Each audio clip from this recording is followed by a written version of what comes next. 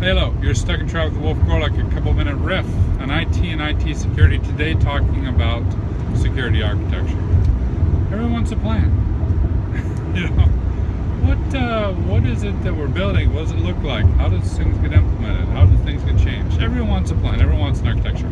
Challenge with IT security as opposed to like software development is you don't necessarily have published patterns and practices.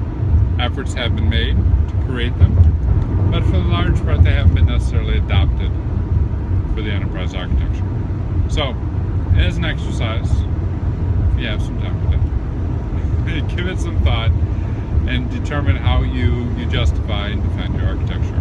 At a high level, there's a couple things that you should think about when putting this together. First, how does the architecture support the risk management framework? So in other words, is it ISO shop you're running? Do you have an ISMS? Is it NIST based, the new cybersecurity framework? Is there something else, either internally developed or that you guys have adopted? How does your security architecture reflect your risk management and overall structure?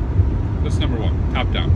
Bottom up, how are you getting the latest and greatest in terms of architecture from your vendors? Every major security vendor, every major software vendor has an architecture they're going to provide you. Taking that architecture into account, how is it reviewed? How is it checked against the company standard? How is it integrated into the overall system? Those types of things, those processes are pretty important and something that's oftentimes overlooked. So how are you getting the very best, the best from your vendors to ensure these things are put in place right, as well as sustainably, how are you making sure that every year, biannually, whatever, those architectures and guidance from the vendor are being reviewed, updated, and re-implemented. So that's top down, that's bottom up. And then more broadly, how does the security architecture reflect and support the application architecture and the IT architecture? There's apps you guys are running, right? There's IT that we're implementing. Perhaps IT is aligned with something like ITIL. How does that security architecture dovetail with the enterprise architecture and support it and enable it? And then once you got that, integration, top down with your risk management framework, bottom up with your vendors, cross with your IT folks and your application development folks. Once you've got that taken care of, the last thing you got to do is think about sustainability.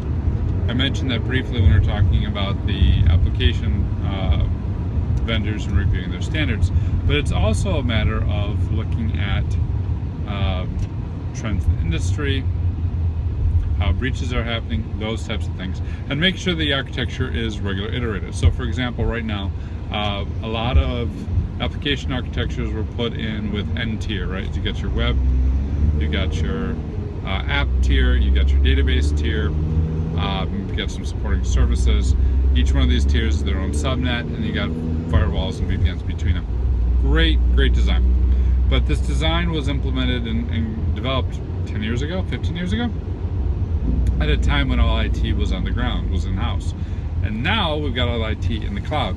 So whereas this infrastructure still works, that means all the traffic is in clear text between those security zones, which wasn't a problem when it was on-prem.